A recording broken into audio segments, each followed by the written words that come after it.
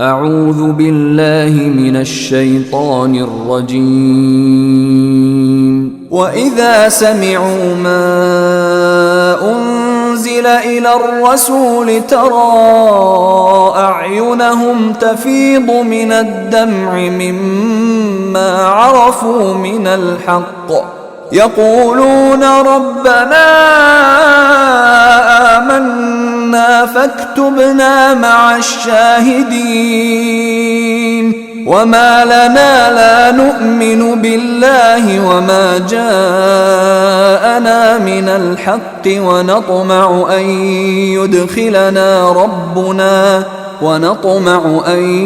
يدخلنا ربنا مع القوم الصالحين. فأثابهم الله بما قالوا جنات تجري من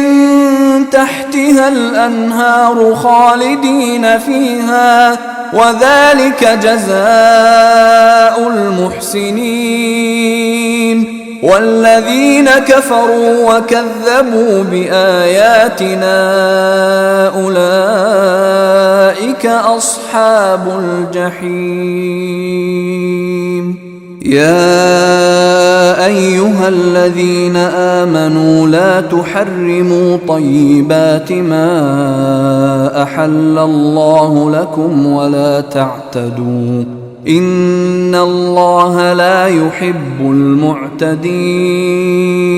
وكلوا مما رزقكم الله حلالا طيبا واتقوا الله الذي أنتم به مؤمنون. لا يؤاخذكم الله باللغو في أيمانكم ولكن يؤاخذكم بما عقدتم الأيمان. فكفارته إطعام 10 مساكين من أوسط ما تطعمون أهليكم أو كسوتهم أو تحرير رقبة. فمن لم يجد فصيام 3 أيام ذلك كفارة أيمانكم إذا حلفتم واحفظوا أيمانكم كذلك يبين الله لكم آياته لعلكم تشكرون. يا أيها الذين آمنوا إنما الخمر والميسر والأنصاب والأزلام رجس من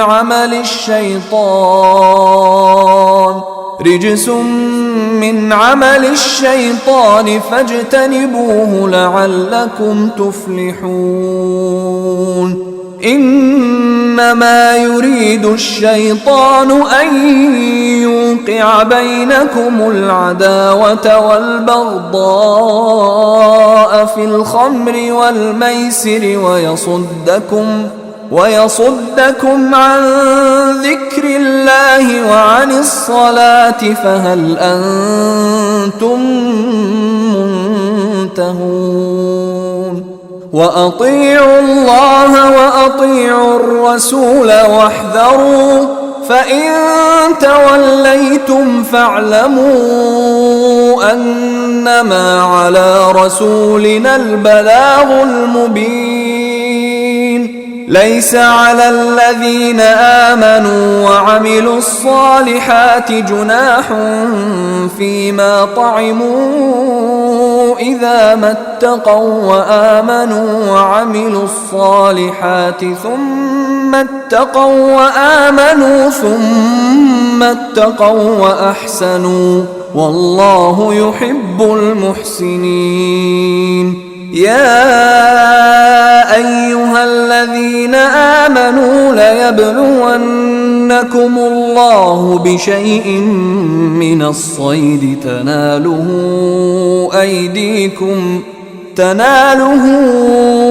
أيديكم ورماحكم ليعلم الله من يخافه بالغيب فمن اعتدى بعد ذلك فله عذاب أليم. يا أيها الذين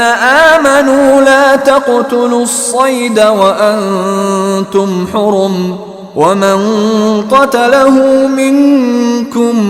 متعمدا فجزاء مثل ما قتل من النعم يحكم به ذوى عدل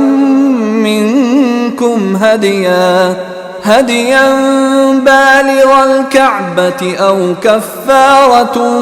طعام مساكين أو عدل ذلك صياما ليذوق وبال أمره.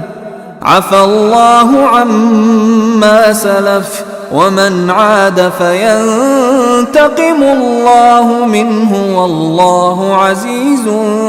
ذو انتقام. أحل لكم صيد البحر وطعامه متاعا لكم وللسيارة،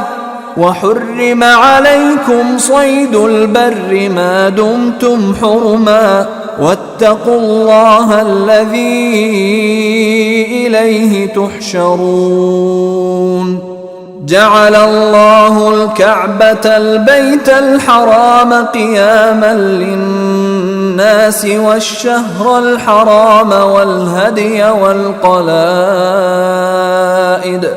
ذلك لتعلموا أن الله يعلم ما في السماوات وما في الأرض وأن الله بكل شيء عليم. اعلموا أن الله شديد العقاب وأن الله غفور رحيم. ما على الرسول إلا البلاغ،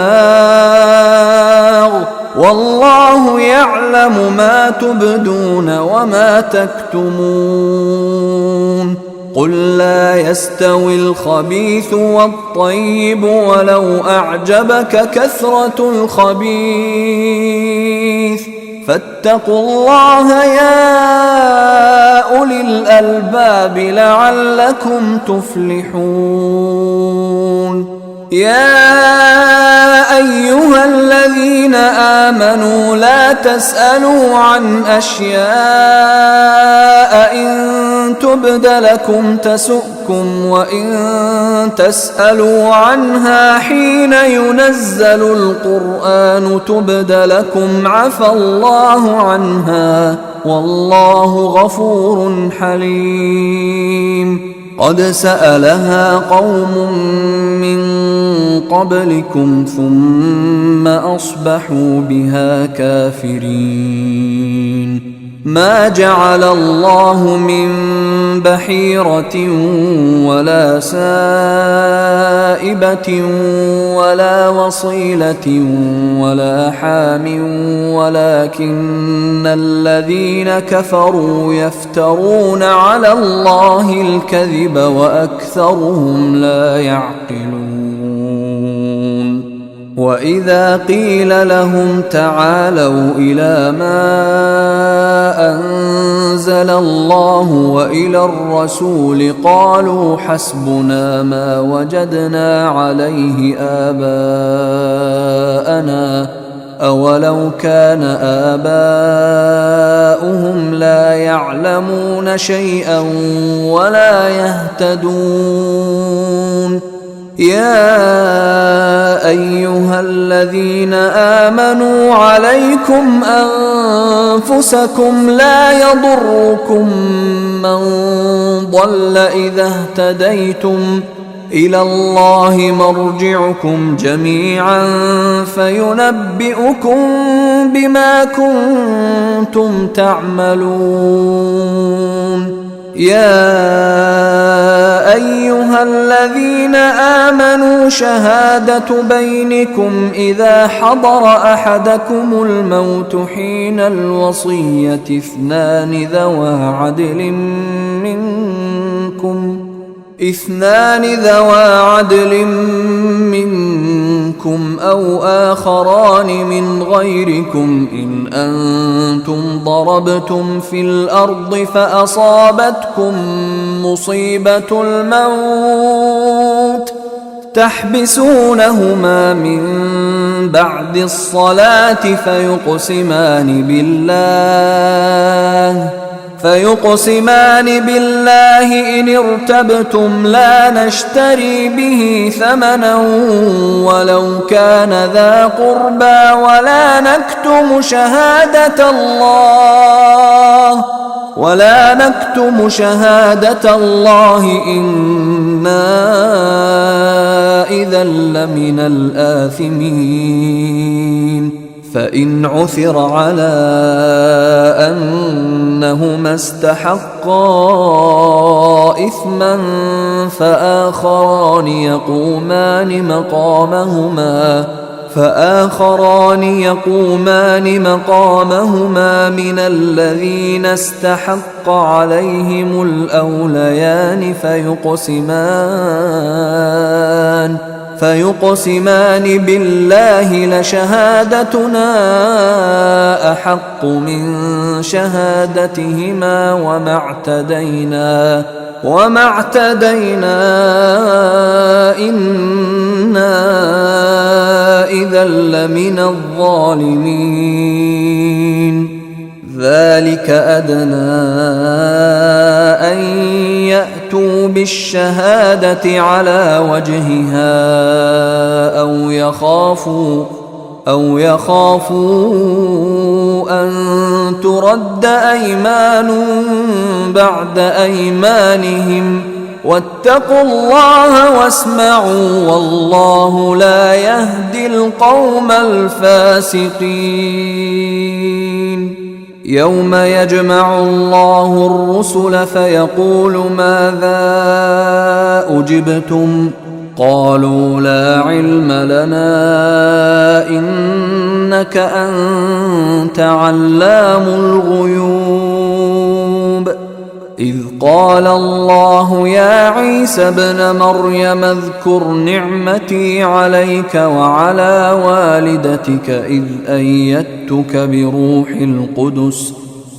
أيدتك بروح القدس تكلم الناس في المهد وكهلا وإذ علمتك الكتاب والحكمة والتوراة والإنجيل وإذ تخلق من الطين كهيئة الطير بإذني فتنفخ فيها فتكون طيرا بإذني وتبرئ الأكمه والأبرص بإذني وإذ تخرج الموتى بإذني وإذ كففت بني إسرائيل عنك إذ جئتهم بالبينات فقال الذين كفروا منهم إن هذا إلا سحر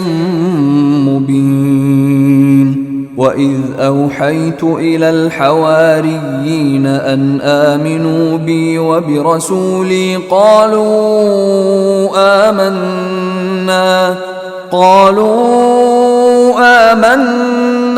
واشهد بأننا مسلمون إذ قال الحواريون يا عيسى ابن مريم هل يستطيع ربك أن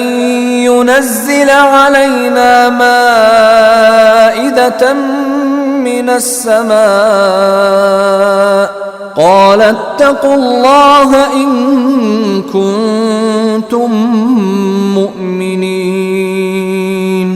قالوا نريد أن نأكل منها وتطمئن قلوبنا ونعلم أن قد صدقتنا ونكون عليها من الشاهدين قال عيسى ابن مريم اللهم ربنا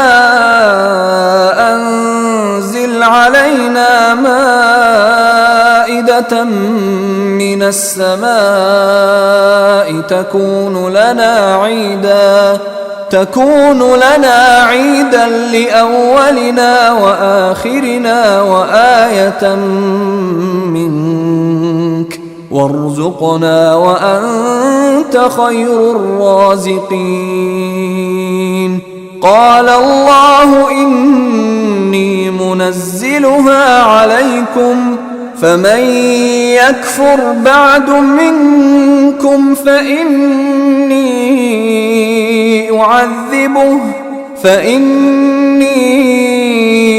أعذبه عذابا لا أعذبه أحدا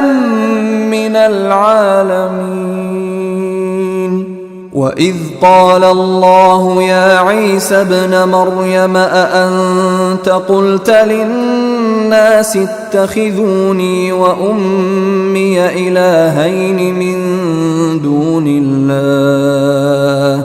قال سبحانك ما يكون لي أن أقول ما ليس لي بحق إن كنت قلته فقد علمته تعلم ما في نفسي ولا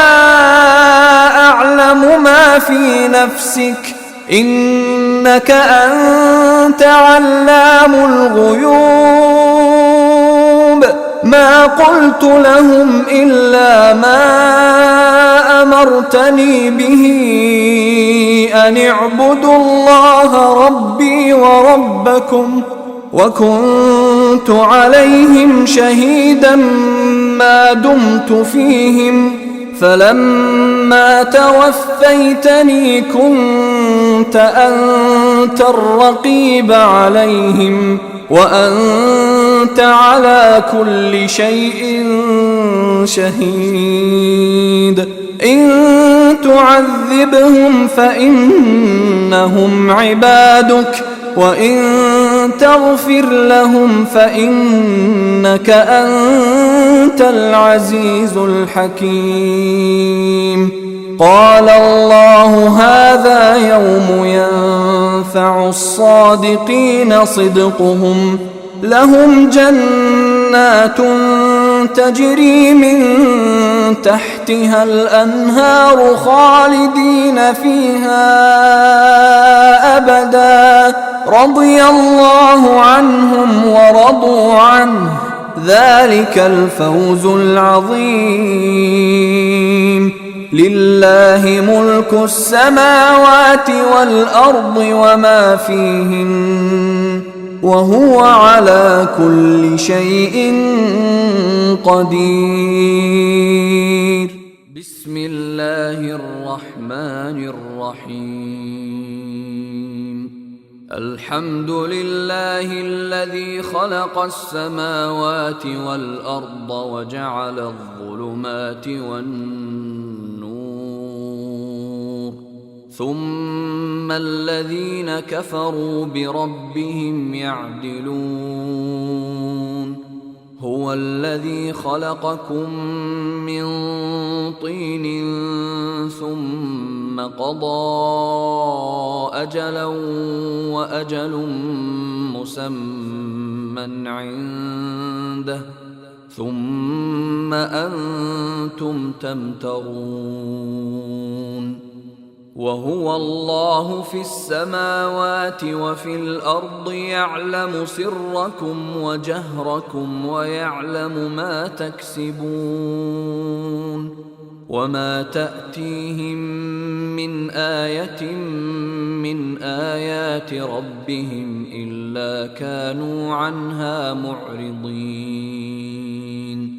فقد كذبوا بالحق لما جاءهم فسوف يأتيهم أنباء ما كانوا به يستهزئون. ألم يروا كم أهلكنا من قبلهم من قرن مكناهم مكناهم في الأرض ما لم نمكن لكم وأرسلنا السماء عليهم مدرارا وجعلنا الأنهار تجري من تحتهم فأهلكناهم بذنوبهم وأنشأنا من بعدهم قرنا آخرين ولو نزلنا عليك كتابا في قرطاس فلمسوه بأيديهم لقال الذين كفروا إن هذا إلا سحر مبين وقالوا لولا أنزل عليه ملك ولو أنزلنا ملكا لقضي الأمر ثم لا ينظرون ولو جعلناه ملكا لجعلناه رجلا وللبسنا عليهم ما يلبسون ولقد استهزئ برسل من قبلك فحاق بالذين سخروا منهم ما كانوا به يستهزئون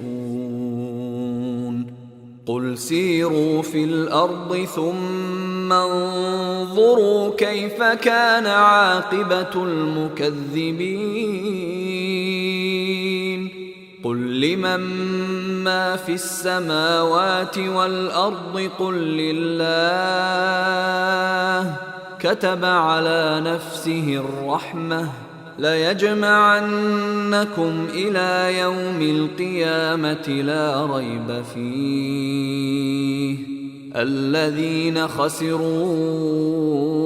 أنفسهم فهم لا يؤمنون وله ما سكن في الليل والنهار وهو السميع العليم قل أغير الله أتخذ وليا فاطر السماوات والأرض وهو يطعم ولا يطعم قل إني أمرت أن أكون أول من أسلم ولا تكونن من المشركين قل إني أخاف إن عصيت ربي عذاب يوم عظيم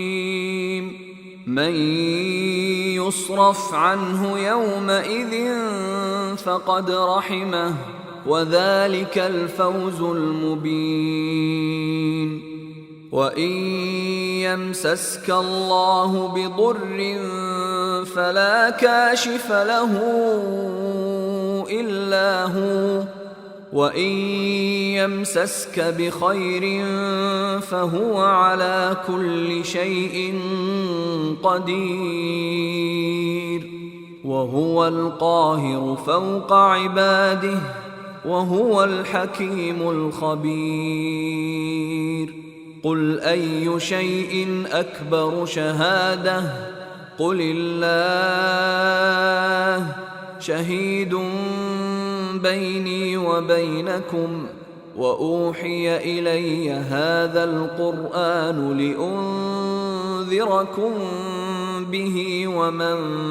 بلغ أئنكم لتشهدون أن مع الله آلهة أخرى قل لا أشهد قل إنما هو إله واحد وإنني بريء مما تشركون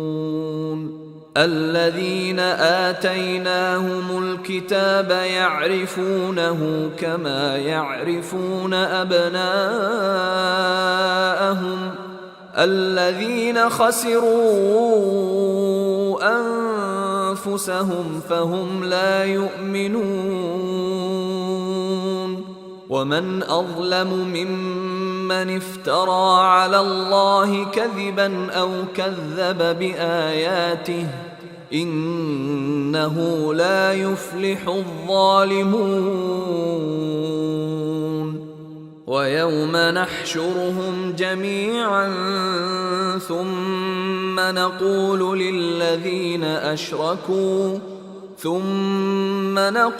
للذين أشركوا أين شركاؤكم الذين كنتم تزعمون ثم لم تكن فتنتهم إلا أن قالوا والله ربنا ما كنا مشركين. انظر كيف كذبوا على أنفسهم وضل عنهم ما كانوا يفترون. ومنهم من يستمع إليك وجعلنا على قلوبهم أكنة أن يفقهوه وفي آذانهم وقرا وإن يروا كل آية لا يؤمنوا بها حتى إذا جاءوك يجادلونك يقول الذين كفروا إن هذا إلا أساطير الأولين. وهم ينهون عنه وينأون عنه وإن يهلكون إلا أنفسهم وما يشعرون. ولو ترى إذ وقفوا على النار فقالوا يا ليتنا نرد ولا نكذب بآيات ربنا ونكون من المؤمنين. بل بدا لهم ما كانوا يخفون من قبل ولو ردوا لعادوا لما نهوا عنه وإنهم لكاذبون. وقالوا إن هي إلا حياتنا الدنيا وما نحن بمبعوثين. ولو ترى إذ وقفوا على ربهم قال أليس هذا بالحق؟ قالوا بلى وربنا. قال فذوقوا العذاب بما كنتم تكفرون. قد خسر الذين كذبوا بلقاء الله حتى إذا جاءتهم الساعة بغتة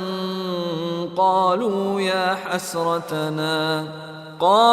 يا حسرتنا على ما فرطنا فيها وهم يحملون أوزارهم على ظهورهم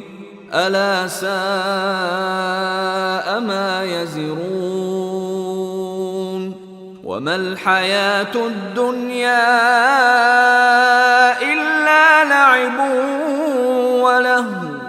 وللدار الآخرة خير للذين يتقون أفلا تعقلون. قد نعلم إنه ليحزنك الذي يقولون فإنهم لا يكذبونك ولكن الظالمين بآيات الله يجحدون. ولقد كذبت رسل من قبلك فصبروا على ما كذبوا وأوذوا حتى أتاهم نصرنا ولا مبدل لكلمات الله ولقد جاءك من نبأ المرسلين وإن كان كبر عليك إعراضهم فإن استطعت أن تبتغي نفقا في الأرض أو سلما في السماء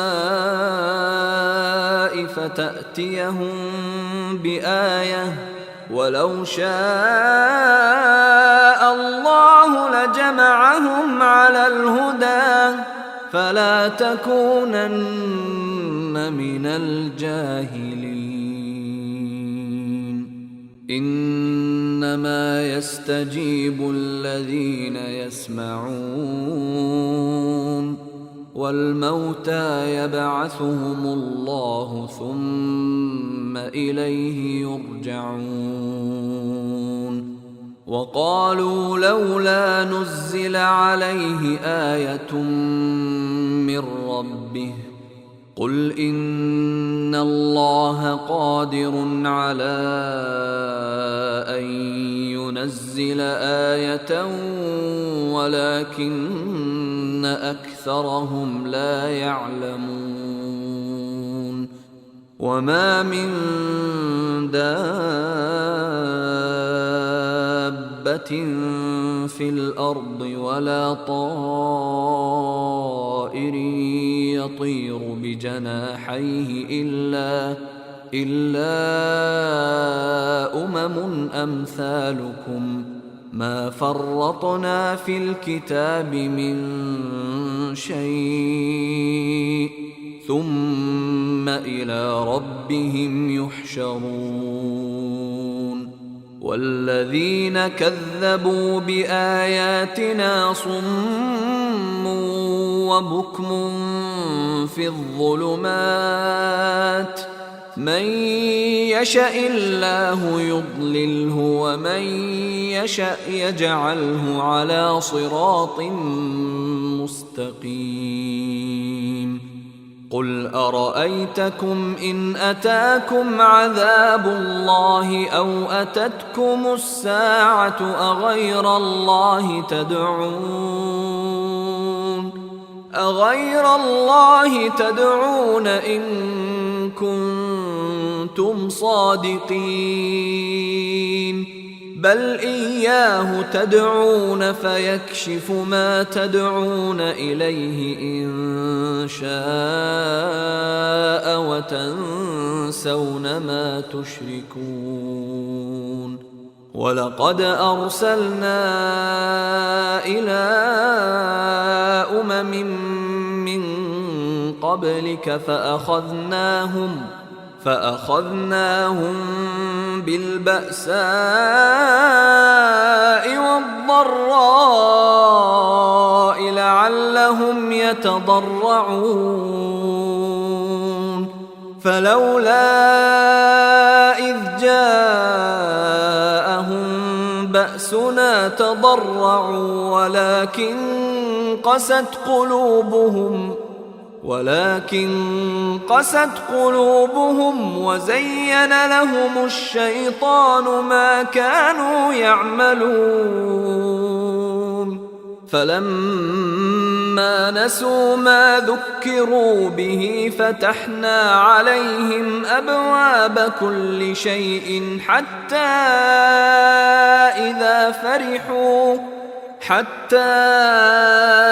إذا فرحوا بما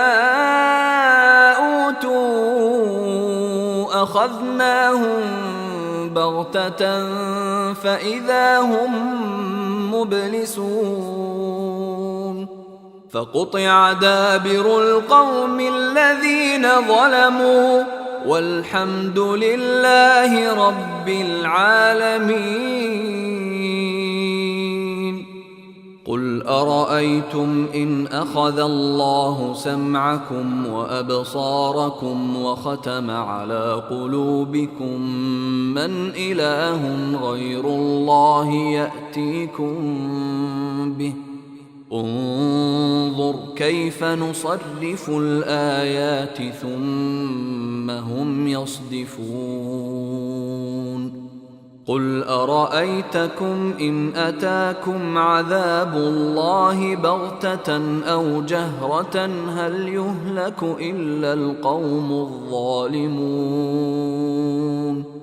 وما نرسل المرسلين إلا مبشرين ومنذرين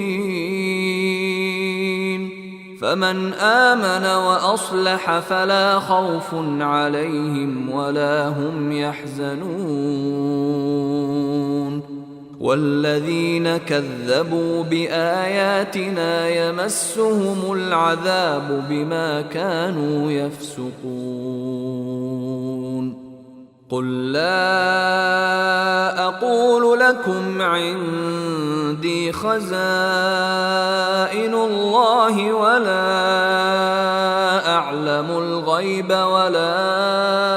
أقول لكم إني ملك إن أتبع إلا ما يوحى إلي قل هل يستوي الأعمى والبصير أفلا تتفكرون وأنذر به الذين يخافون أن يحشروا إلى ربهم ليس لهم من دونه ولي ولا شفيع لعلهم يتقون ولا تطرد الذين يدعون ربهم بالغداة والعشي يريدون وجهه ما عليك من حسابهم من شيء وما من حسابك عليهم من شيء فتطردهم فتكون من الظالمين وكذلك فتنا بعضهم ببعض ليقولوا أهؤلاء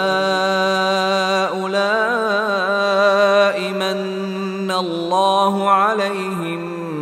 من بيننا أليس الله بأعلم بالشاكرين وإذا جاءك الذين يؤمنون بآياتنا فقل سلام عليكم كتب ربكم على نفسه الرحمة أنه من عمل منكم سوءا بجهالة ثم تاب من بعده وأصلح فأنه غفور رحيم وكذلك نفصل الآيات ولتستبين سبيل المجرمين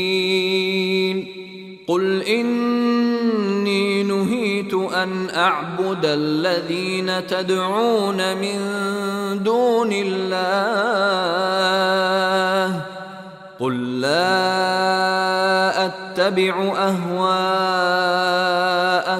قد ضللت إذا وما أنا من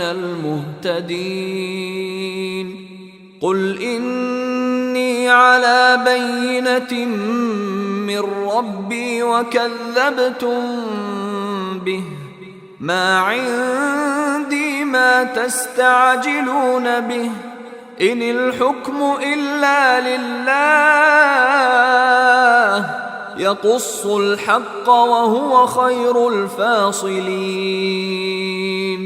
قل لو أن عندي عندي ما تستعجلون به لقضي الأمر بيني وبينكم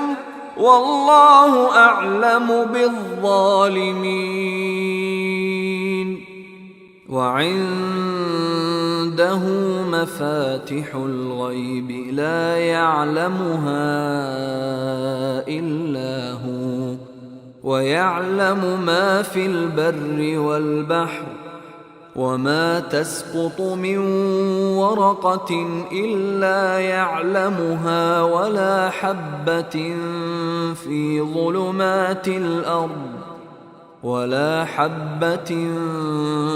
ظلمات الأرض ولا رطب ولا يابس إلا في كتاب مبين. وهو الذي يتوفاكم بالليل ويعلم ما جرحتم بالنهار ثم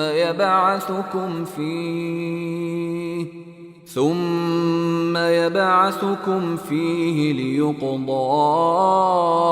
أجل مسمى ثم إليه مرجعكم ثم ينبئكم بما كنتم تعملون. وهو القاهر فوق عباده ويرسل عليكم حفظة حتى إذا جاء أحدكم الموت توفته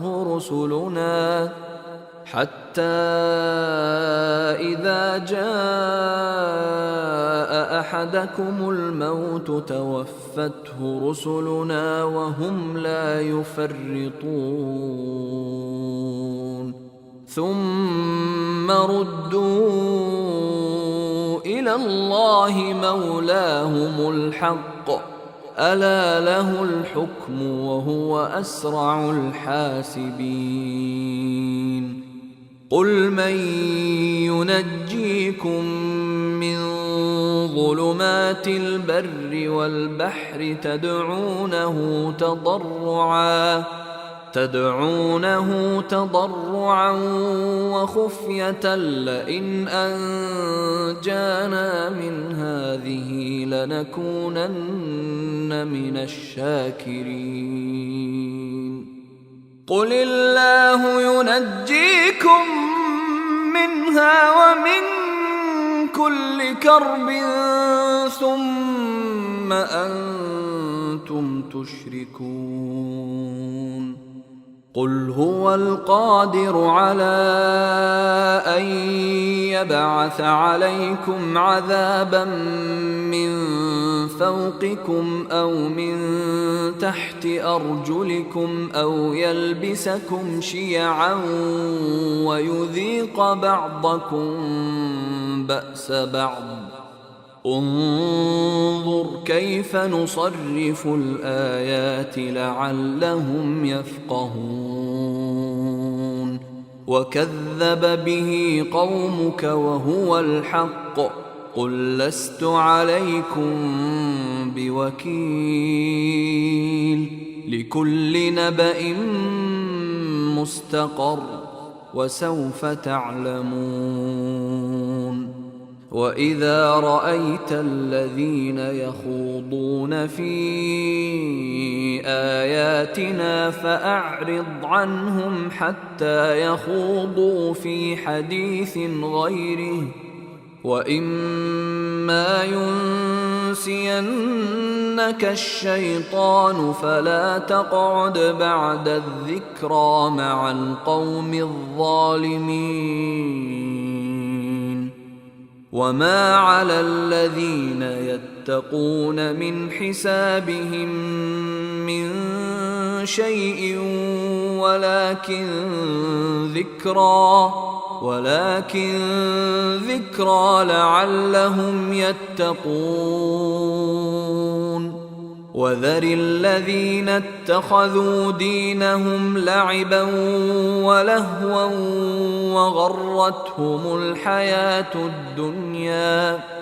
وذكر به أن تبسل نفس بما كسبت ليس لها من دون الله ولي ولا شفيع ليس لها من دون الله ولي ولا شفيع وإن تعدل كل عدل لا يؤخذ منها أولئك الذين أبسلوا بما كسبوا لهم شراب من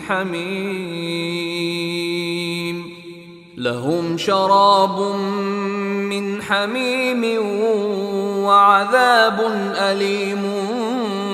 بما كانوا يكفرون قل أندعو من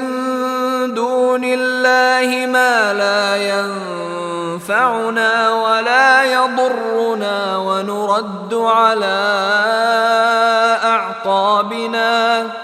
ونرد على أعقابنا بعد إذ هدانا الله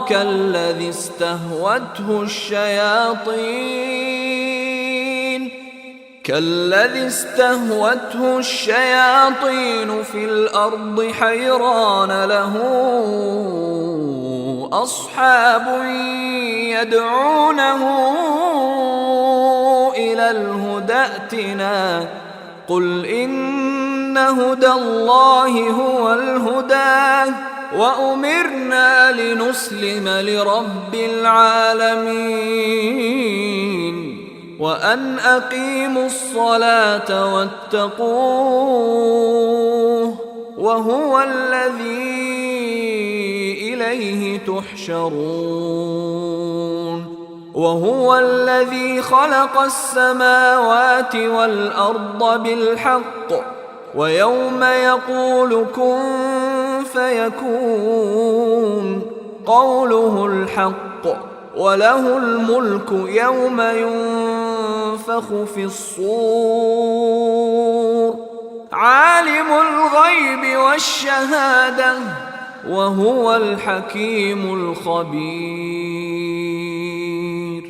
وإذ قال إبراهيم لأبيه آزر أتتخذ أصناما آلهة إني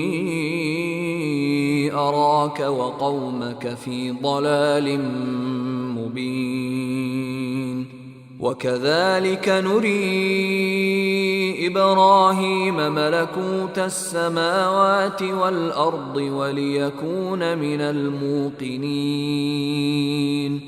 فلما جن عليه الليل رأى كوكبا قال هذا ربي فلما أفل قال لا أحب الآفلين فلما رأى القمر بازغا قال هذا ربي فلما أفل قال لئن لم يهدني ربي لأكونن من القوم الضالين فلما رأى الشمس بازغة قال هذا ربي هذا أكبر فلما أفلت قال يا قوم إني بريء مما تشركون إني وجهت وجهي للذي فطر السماوات والأرض حنيفا وما أنا من المشركين وحاجه قومه قال أتحاجوني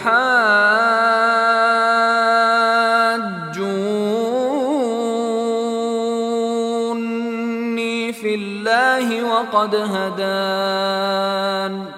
ولا أخاف ما تشركون به إلا أن يشاء ربي شيئا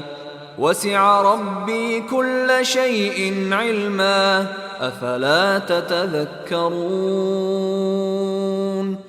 وكيف أخاف ما أشركتم ولا تخافون أنكم أشركتم بالله ما لم ينزل به عليكم سلطانا فأي الفريقين أحق بالأمن إن كنتم تعلمون الذين آمنوا ولم يلبسوا إيمانهم بظلم أولئك لهم الأمن وهم مهتدون وتلك حجتنا آتيناها إبراهيم على قومه نرفع درجات من نشاء إن ربك حكيم عليم ووهبنا له إسحاق ويعقوب كلا هدينا ونوحا هدينا من قبل ومن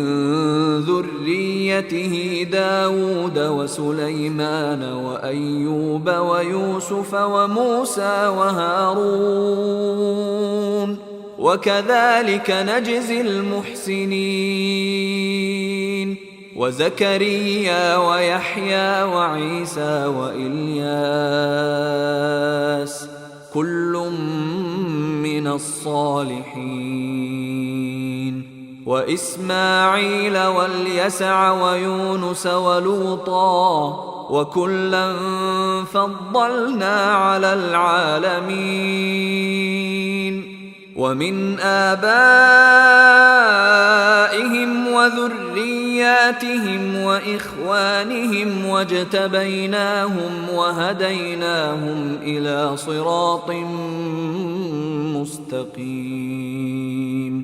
ذلك هدى الله يهدي به من يشاء من عباده ولو أشركوا لحبط عنهم ما كانوا يعملون أولئك الذين آتيناهم الكتاب والحكم والنبوة فإن يكفر بها هؤلاء فقد وكلنا بها قوما ليسوا بها بكافرين أولئك الذين هدى الله فبهداه مقتده قل لا أسألكم عليه أجرا إن هو إلا ذكرى للعالمين وما قدروا الله حق قدره إذ قالوا ما أنزل الله على بشر من شيء قل من أنزل الكتاب الذي جاء به موسى نورا وهدى للناس تجعلونه قراطيس تبدونها وتخفون كثيرا وعلمتم ما لم تعلموا أنتم ولا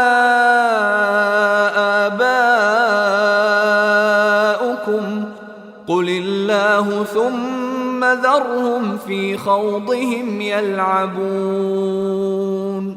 وهذا كتاب أنزلناه مبارك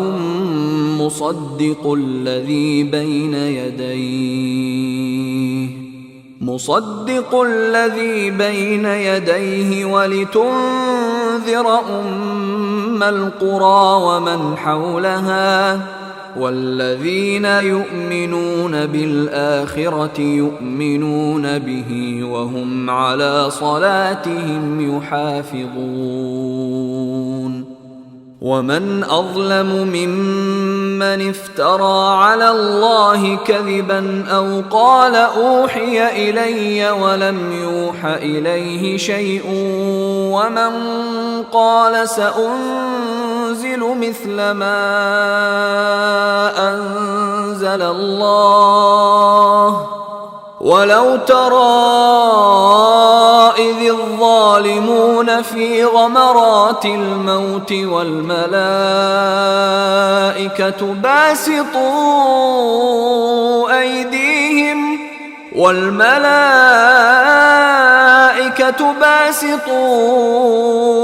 أيديهم أخرجوا أنفسكم اليوم تجزون عذاب الهون بما كنتم تقولون على الله غير الحق وكنتم عن آياته تستكبرون ولقد جئتمونا فرادا كما خلقناكم أول مرة وتركتم ما خولناكم وراء ظهوركم وما نرى معكم شفعاءكم الذين زعمتم أنهم فيكم شركاء لقد تقطع بينكم وضل عنكم ما كنتم تزعمون إن الله فالق الحب والنوى يخرج الحي من الميت ومخرج الميت من الحي ذلكم الله فأنى تؤفكون فالق الإصباح وجعل الليل سكنا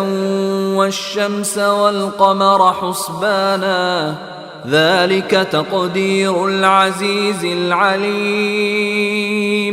وهو الذي جعل لكم النجوم لتهتدوا بها في ظلمات البر والبحر قد فصلنا الآيات لقوم يعلمون وهو الذي أنشأكم من نفس واحدة فمستقر ومستودع قد فصلنا الآيات لقوم يفقهون وهو الذي أنزل من السماء ماء فأخرجنا به نبات كل شيء فأخرجنا منه خضرا نخرج منه حبا متراكبا ومن النخل من طلعها قنوان دانية وجنات من أعناب والزيتون والرمان مشتبها وغير متشابه انظروا إلى ثمره إذا أثمر وينعه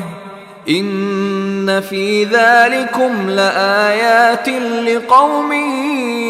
يؤمنون وجعلوا لله شركاء الجن وخلقهم وخرقوا له بنين وبنات بغير علم سبحانه وتعالى عما يصفون. بديع السماوات والأرض أنى يكون له ولد ولم تكن له صاحبة وخلق كل شيء وهو بكل شيء عليم. ذلكم الله ربكم لا إله إلا هو خالق كل شيء فاعبدوه وهو على كل شيء وكيل. لا تدركه الأبصار وهو يدرك الأبصار وهو اللطيف الخبير. قد جاءكم بصائر من ربكم فمن أبصر فلنفسه ومن عمي فعليها وما أنا عليكم بحفيظ. وكذلك نصرف الآيات وليقولوا درست ولنبينه لقوم يعلمون. اتبع ما أوحي إليك من ربك لا إله إلا هو وأعرض عن المشركين. ولو شاء الله ما أشركوا وما جعلناك عليهم حفيظا وما أنت عليهم بوكيل. ولا تسبوا الذين يدعون من دون الله فيسبوا الله عدوا بغير علم. كذلك زينا لكل أمة عملهم ثم إلى